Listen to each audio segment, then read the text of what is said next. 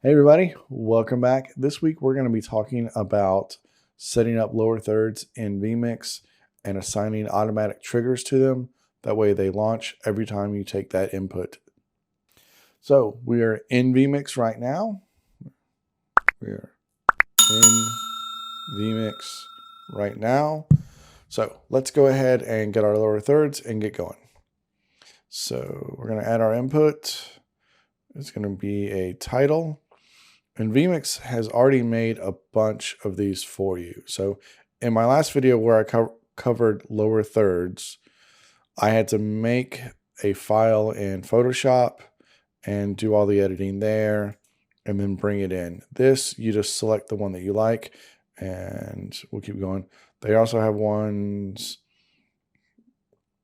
all of these. They also group them by categories. So that's the one I use a lot. As soon as you click OK, it asks you to name everything. So that's my name.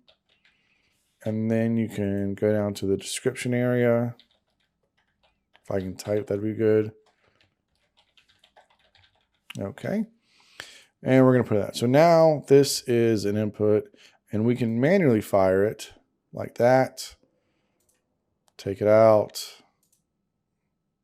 We have 4 overlays we can use. So what I want to do is I want to come in. Actually, we're going to add one more blank. That's just a color. And that way we'll do a transition. So here, let's go ahead and put that in. So on the input, I want to go to triggers. On transition in, I want to go to the overlays. I want to overlay input 1. I pick the input. And if you do a lot of these, you're going to wind up with things that have the same name. So we're going to go ahead and add this, and then I'm going to close out of here because what I need to do is I need to rename this. That way it always appears and I know what it is. Josh's lower third. And we'll actually rename this as well, Josh. This gets really important if you're doing the VMix calls and you have 8 different inputs that are all VMix calls and you want to know who is going to be who. So we've got the trigger for it to come in. What I also want to set is I want to set a similar one, but I want to put a delay in it. So I want to overlay. I'm going to take it out and I'm going to set that to clear at 10 seconds. Okay. And I'm also going to do one for when we transition out.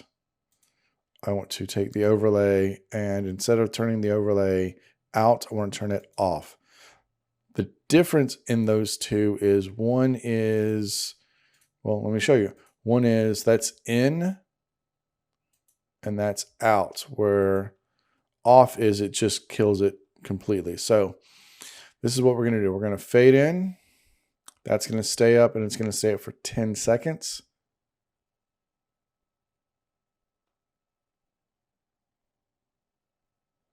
And then it goes out.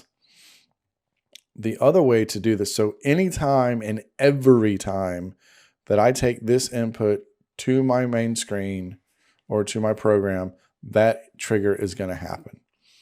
A lot of time with multi-camera shoots in an area where you want to show off a lower third, you want to show off the lower third the first time you're establishing who that person is. It might get really annoying if it fires every single time. So if that's the case, if the same input's going to be taken over and over again and you don't want to show that lower third trigger every time, there's another way you can assign a button to it. So we're actually going to delete all of these, okay? We're going to pretend like those didn't happen. We're going to set a keyboard trigger. So that way I can just press a button on my keyboard and do the same thing. So that's in shortcuts. And I've already set it up, so we're going to delete it and redo it. So we're going to remove. Yes. So Now I'm going to add. I'm going to click find. I'm going to press a keyboard button. And I want to, again, overlay in the lower third. Okay. Add, find, same button, overlay, out. Simple enough. We're going to bring it in and then we're going to take it out. So let's say we're on something else. Cut to it. I press the button. I let it sit there for however long I want it to. I clear it out. And then I can take between these two as much as I want to, and I'm not always showing the lower third. Now, if you get into an area where you're going to have multiple people, like say a Zoom, you're trying to organize a Zoom call type thing, and you're going to have pips and multiple people, and you want to relaunch everyone's lower third, you can build that out. And it's a very similar process, and we'll probably cover that the next time. Instead of using a keyboard key, you can actually use the Elgato Stream Deck. If I had one, I would show you, but mine got stolen on the first show I've done in a couple of months, which kind of sucks. So you can assign that. It's very easy to use. You can label it with the person's name as well. So maybe if I get one of those again, I can show you guys how to use that.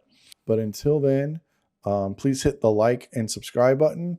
If you like what you saw, leave a comment if you have any questions, and I'll see you next time.